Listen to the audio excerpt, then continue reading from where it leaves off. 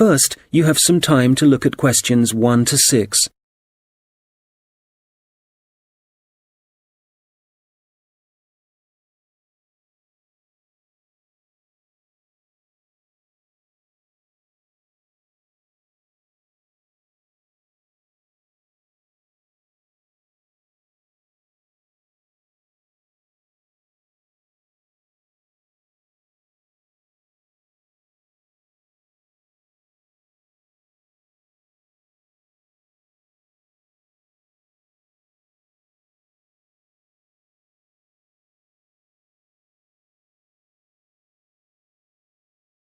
Hello, Eastwood Community Centre. Oh, hello. My name's Andrew Dyson. I'm calling about the evening classes you offer. OK, Mr Dyson. Are there any classes in particular that you're interested in? Yes, you've got a class called Painting with Watercolours, I believe. That's right. It's a popular class, so this term it'll be moving to the hall, so they've got more room. Right. I know it's on Tuesdays, but what time exactly? It was 6:30 last term, but let me just have a look at the details. OK, it'll be 7:30 this time. Probably it suits more people. Well, it's my wife who's really interested, and that'll be good for her because she's home from work by 7:15. That'll give her just enough time to get there. What does she need to bring? OK, well, paints are provided by the tutor, I know that. The information says she'll need just a jar for water and some pencils for drawing. There are also lots of aprons here, so she needn't worry what she's wearing. And the cost for 4 classes is $45, including paints, as I said. OK. Now, we're both quite keen on the Maori language class. There are spaces on the next course, so you could join that. Oh, good. Which room will that be in? When you come in through the entrance of the community centre building, you'll need to go straight up the stairs in front of you, all the way to the top, and it's the small room you'll find there. I see. All right, and let me just check when it's starting. I heard from someone that the July course has been delayed until August. I'm afraid so, and we're halfway through the June course at the moment, so there's not much point you taking that. I guess we'll have to wait then. Well, when you do come, the tutor recommends bringing a small recorder with you, just so you can listen again later. And the cost for 5 classes is currently $40. OK, useful information to know. There's one more class I'm interested in. That's the digital photography class. Oh, I've taken that class myself. The tutor's very good. That'll be in room 9, and it's starting in 2 weeks' time, in the evening, every Wednesday at 6 o'clock. Obviously I need to bring the camera with me. I suppose it'd be useful to have the instructions that go with the camera too? I'd say so. Some people bring along a lot of accessories like extra lenses, but there's really no need for this class.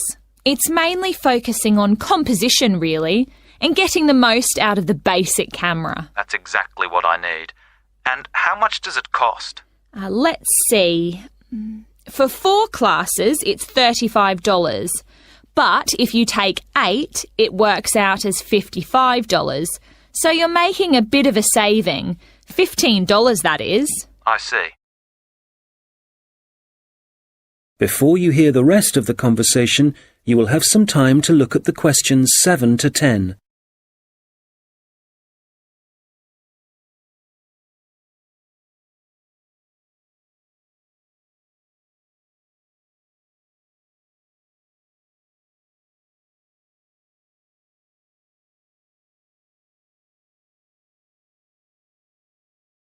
Now listen and answer questions 7 to 10.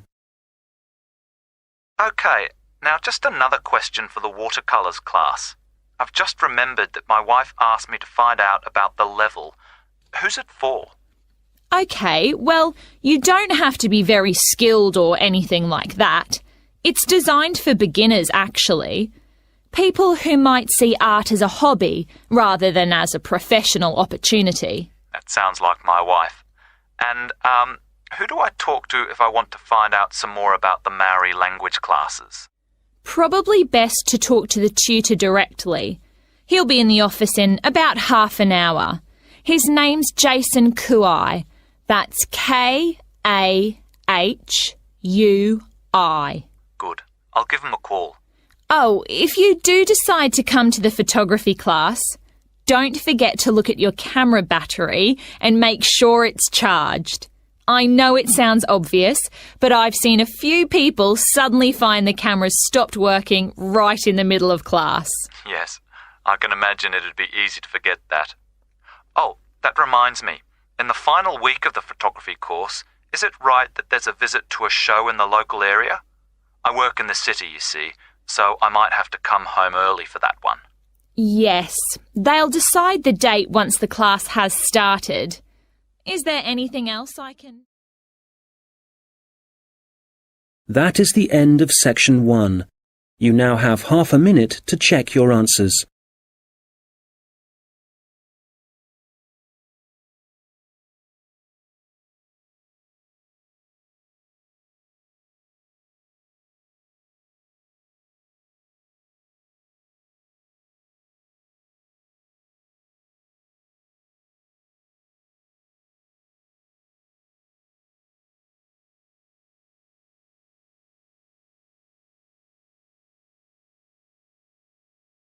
Now turn to section 2.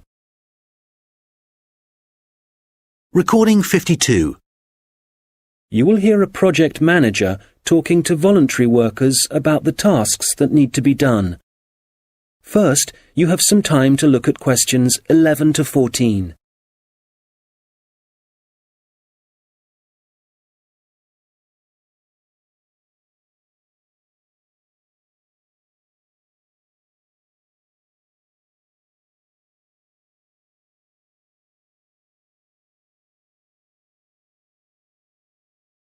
Good morning. It's great to see so many people here. Thank you all very much for coming. Well, as you know, the community gardens at Hadley Park are really not looking as good as they should. Quite bad, really. And although the local council has a budget to deal with some of the problems, we do need volunteers for other tasks.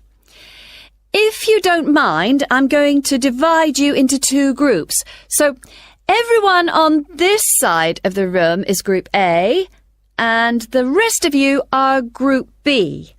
So, Group A, there are a couple of things we'd like you to help with. First of all, don't worry about any litter or empty bottles you see lying about. One of the local schools has offered to help out with that as part of their own environmental project. The priority for you will be to give us a hand with the new wooden fencing. It needs constructing along parts of the bicycle track, as there are parts which have now fallen down or broken, as I'm sure you've seen.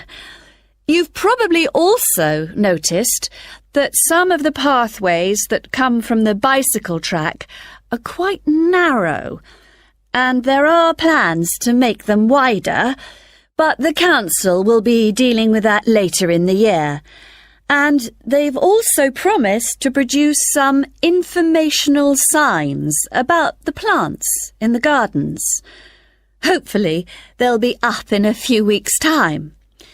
The other thing we're doing is getting rid of some of the foreign species that are growing in the gardens and putting back some native plants and trees. So you'll be doing some digging for us and getting those into the ground.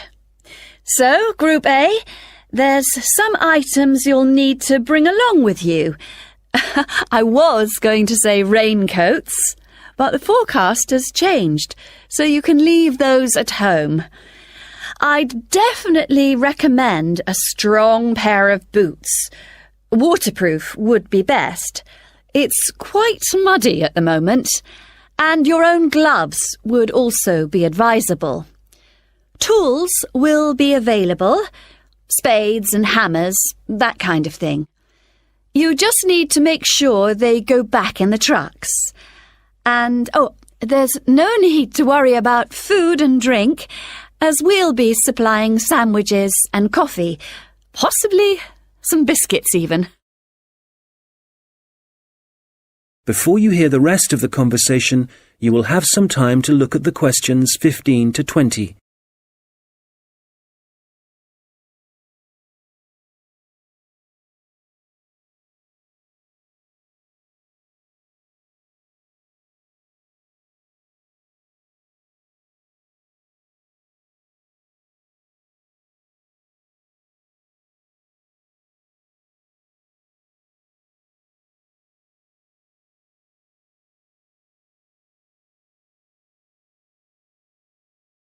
Now listen and answer questions 15 to 20. OK, Group B, your turn. Does everyone have a copy of the plan? Oh, great. OK. We'll all be meeting in the car park. That's on the bottom of the plan. See? Now, if you've been assigned to the vegetable beds, to get there, you go out of the car park and go up the footpath until you reach the circle of trees. There they are, in the middle of the plan. And you see that the footpath goes all the way around them. Well, on the left-hand side of that circular footpath, there's a short track which takes you directly to the vegetable beds. You can see a bamboo fence marked just above them. All right? OK, if you're helping out with the beehives, pay attention. Look again at the circle of trees in the middle of the plan and the footpath that goes around them. On the right side of that circle, you can see that the footpath goes off in an easterly direction, heading towards the right-hand side of the plan. And then the path splits into two, and you can either go up or down.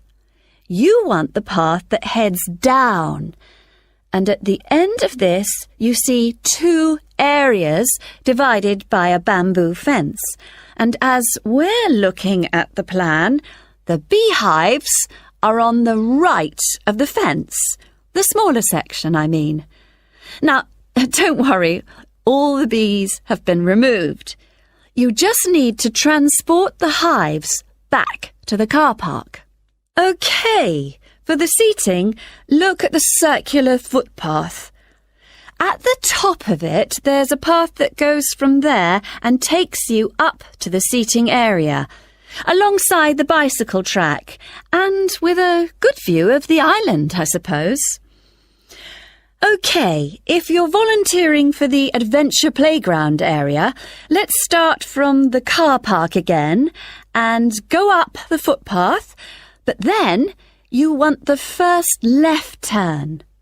Go up there, and then you see there's a short path that goes off to the right. Go down there, and that's the adventure playground area, above the bamboo fence. That fence does need repairing, I'm afraid. Right, what else?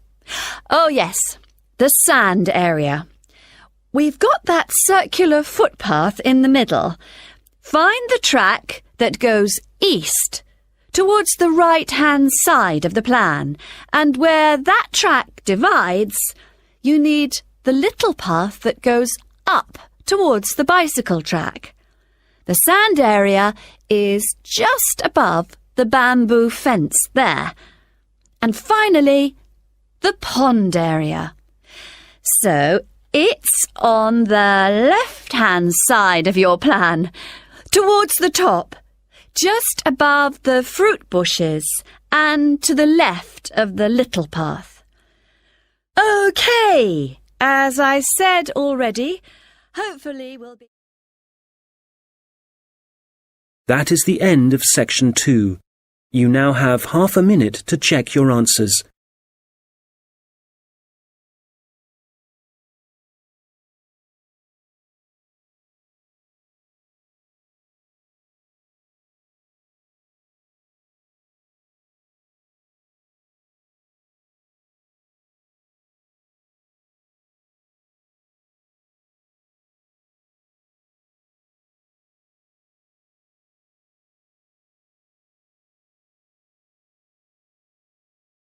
Now turn to Section 3.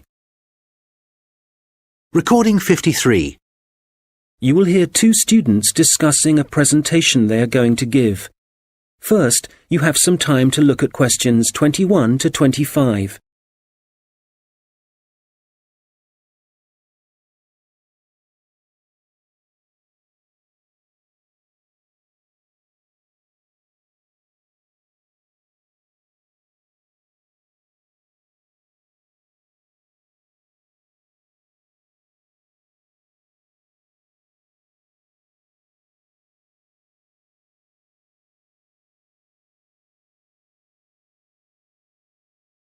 Hi, Robert.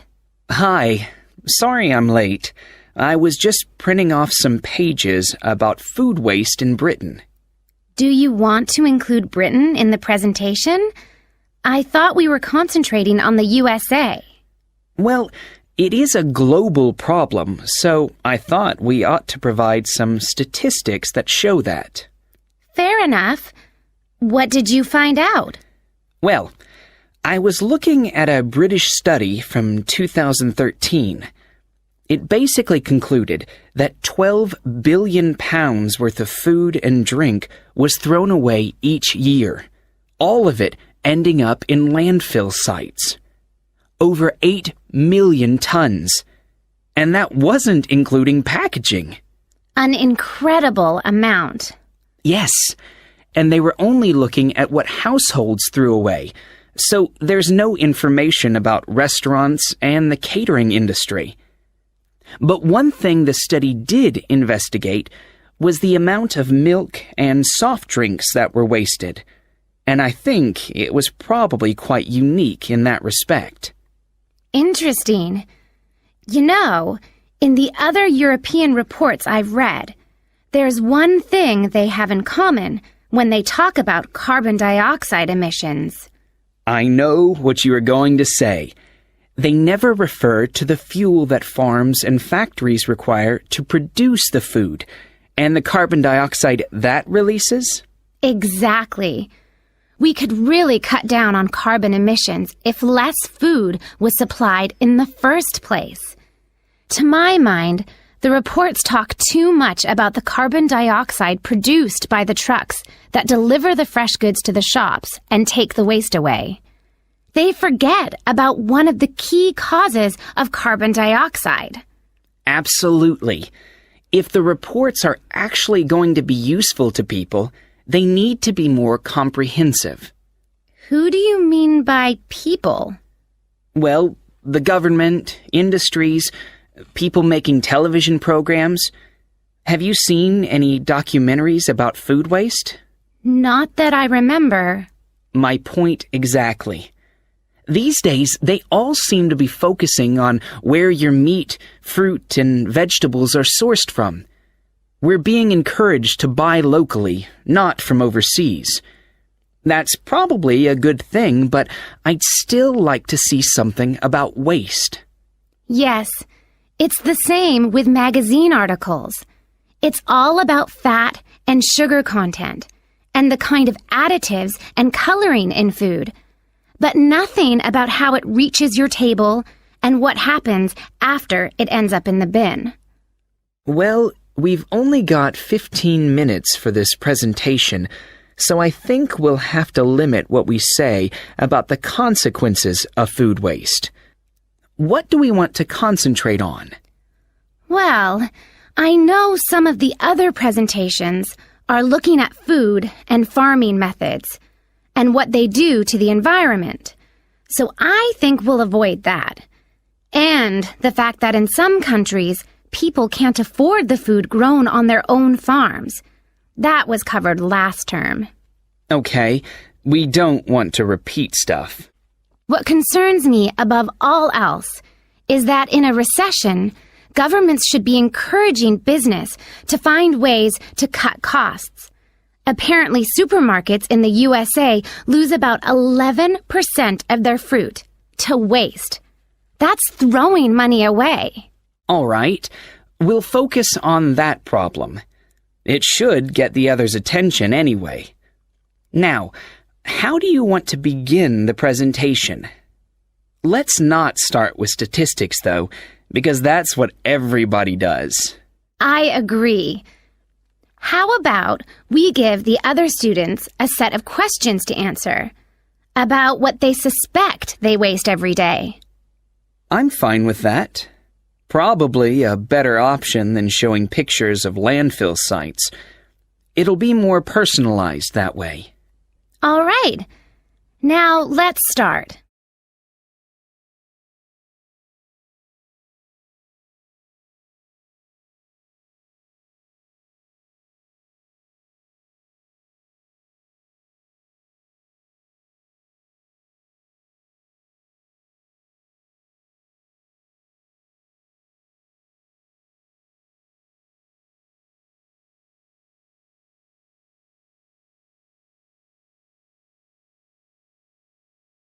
Now listen and answer questions 26 to 30.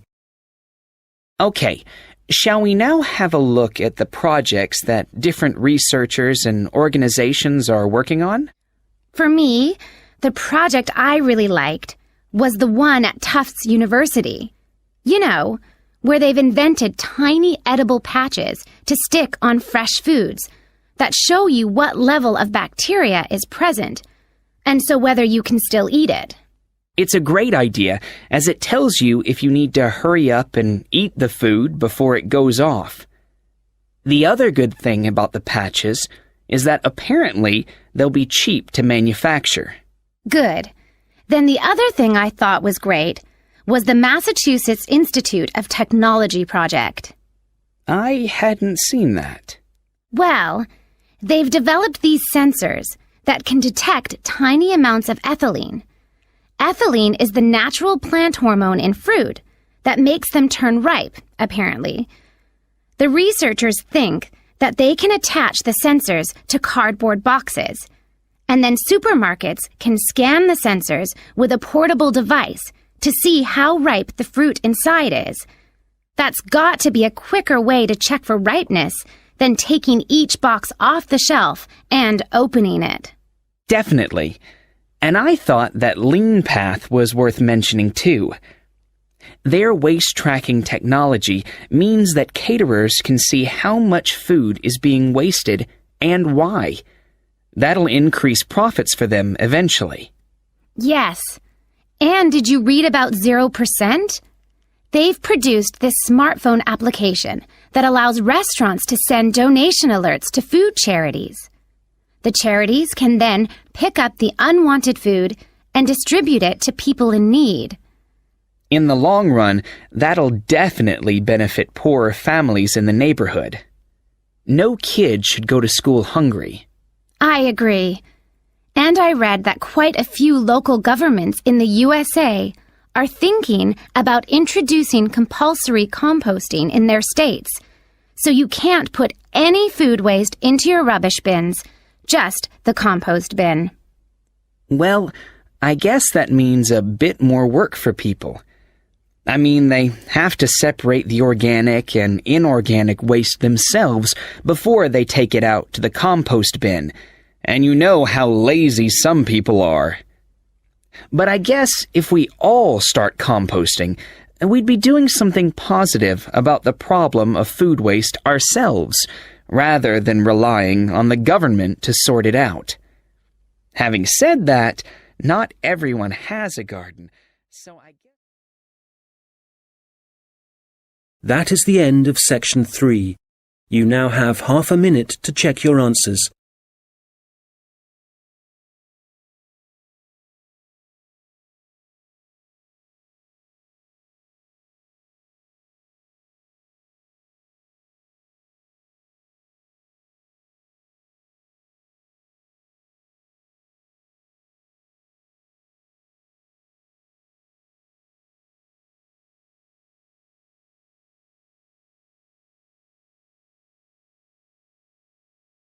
Now turn to section 4. Recording 54. You will hear a lecture about Maori kite making. First, you have some time to look at questions 31 to 40.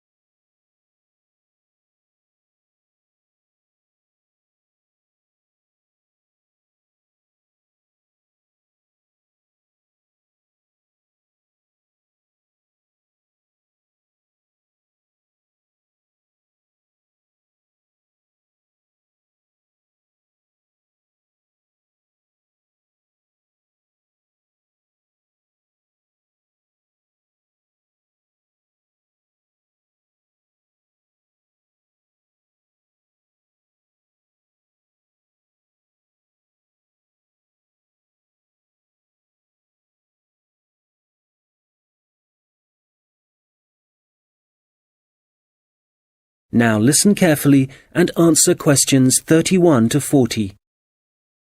Well, good morning, everyone.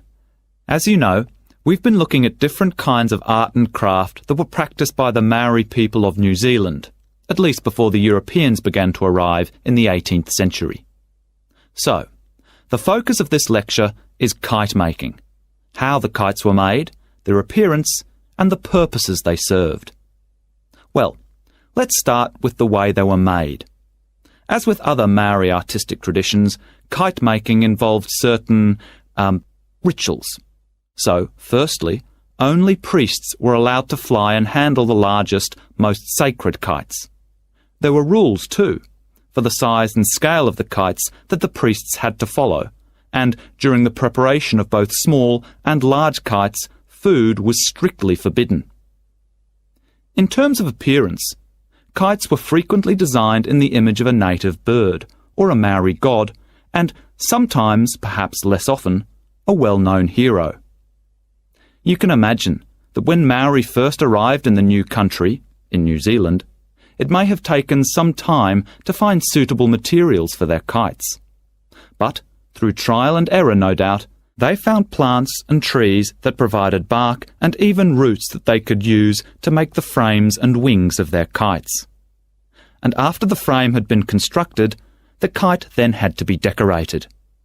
For this, the priests used long grasses, and these, when the kite was in the air, would stream along behind it. They also used a variety of feathers to add colour to their creations. Well, all this meant it was easy to see a kite in the sky, but you could also hear Maori kites. They could be quite noisy indeed, and this was because some priests liked to hang a long row of shells from the kite. You can imagine how they'd rattle and clatter in the wind, how they might completely capture your attention. As I said before, the most common image was probably a bird, and that's the same for other kite-making cultures. But the kites were designed in particular shapes. So, there were kites that were triangular, rectangular, and also shaped like a diamond.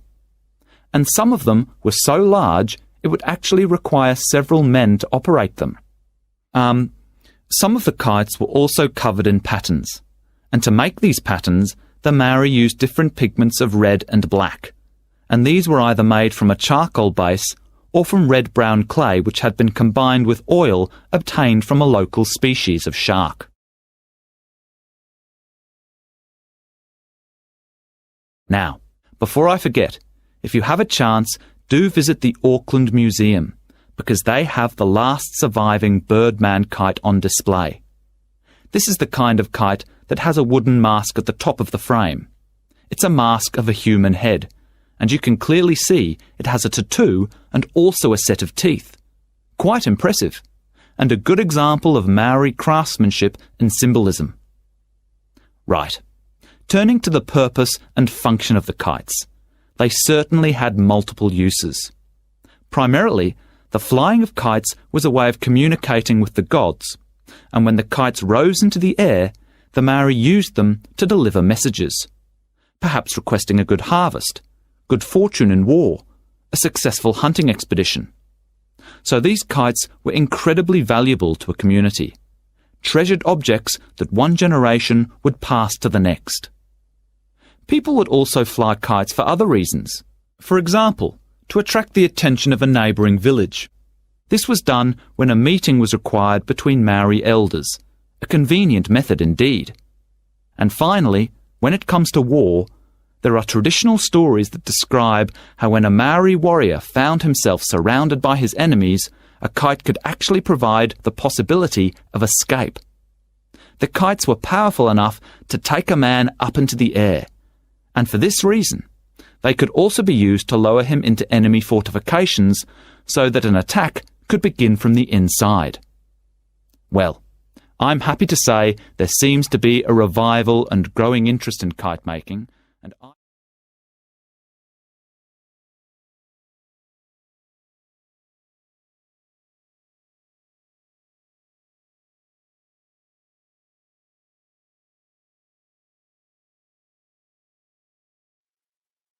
That is the end of part 4.